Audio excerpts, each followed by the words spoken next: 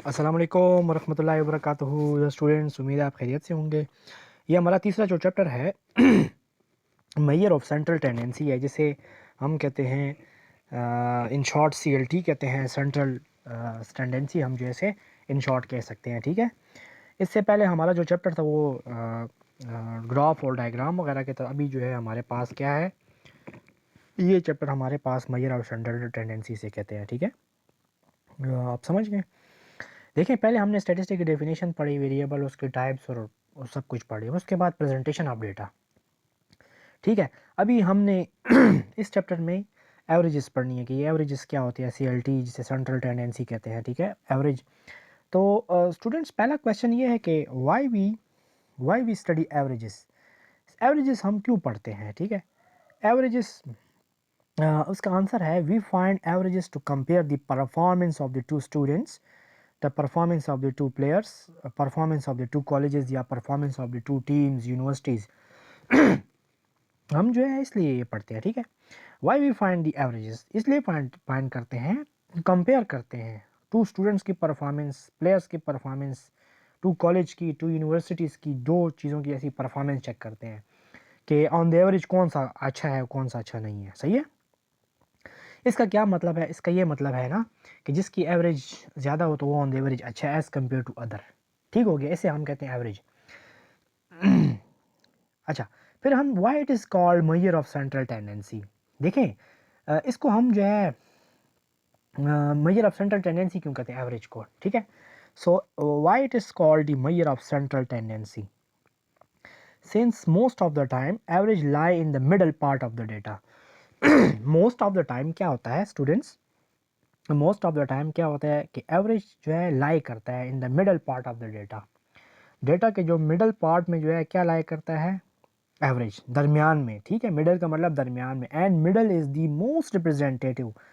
Middle जो होती है इसमें वो हमारे पास क्या होती है, वो हमारे पास मोस्ट रिप्रेजेंटेटिव वैल्यू होती है, सही है। So it is called measure of central tendency. तो इसलिए कहते हैं मेजर ऑफ सेंट्रल टेंडेंसी कहते हैं, ओके। नाउ फॉर एग्ज़ाम्पल हमारे पास एग्ज़ाम्पल है 1 2 3 4 5, देन एवरेज इज़ 3। क्या मतलब हो गया एवरेज इज़ 3। देखिए स्टूडेंट्स, हमने 1 को प्लस किया 2 को, 2 के साथ, और 2 को 3 के साथ, और फिर 3 4 5। तो हमने 1 से लेकर 5 तक की नंबर्स को हमने क्या कर दिया, ऐड कर दिया। अगर हम इसको ऐड करते हैं तो इससे आता है 10 और 15 आता है। 15 को हम 5 पे डिवाइड करते हैं तो हमारे पास आंसर 3 आता है। तो एवरेज हमारे पास क्या होगी, 3। तो एवरेज बेसिकली आती है, मिडल वैल्यू आती है, ठीक है।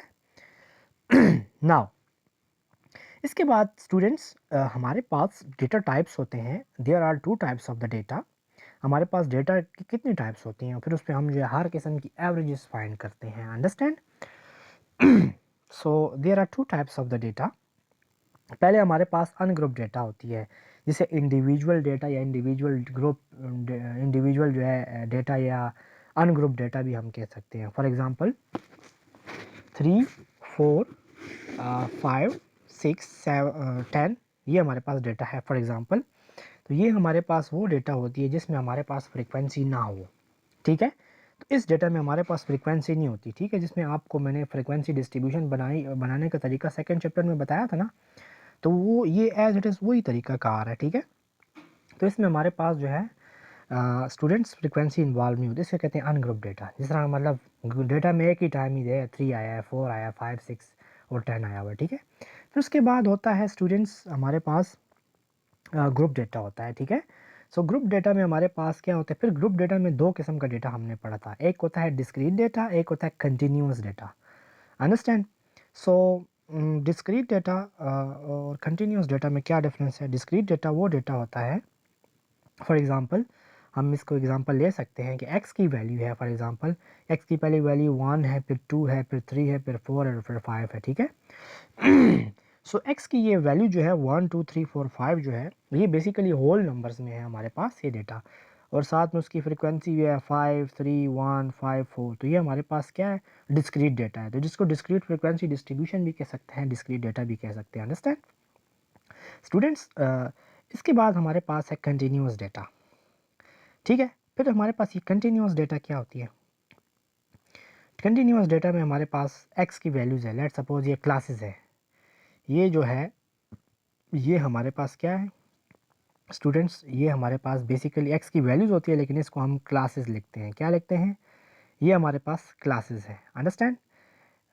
ये हमारे पास क्लासेस हैं और साथ में जो है हमारे पास फ्रीक्वेंसी जो है हमारे पास गिवन होती है, ठीक है?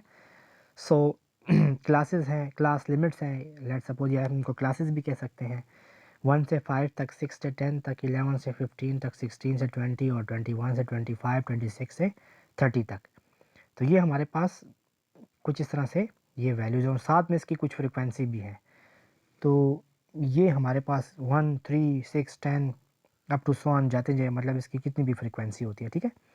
तो ये हमारे पास स्टूडेंट्स पहले हमने ये पढ़ा कि हमारे पास जो है एवरेज हम क्यों पढ़ते हैं, ठीक है? और इसको मेजर ऑफ सेंट्रल टेंडेंसी क्यों कहते हैं, डेटा की टाइप्स कितनी होती हैं, अनग्रुप डेटा होती है, फिर ग्रुप डेटा होती है, ठीक है? तो ये हमारे पास आज की कुछ ये डिस्कशन होगी, ठीक है? तो दिस स्टूडेंट्स, आपको कोई प्रॉब्लम होता है लेक्चर में, काइंडली आप पूछ सकते हैं। Stay safe and blessed. Thank you very much. जज़ाकल्लाह।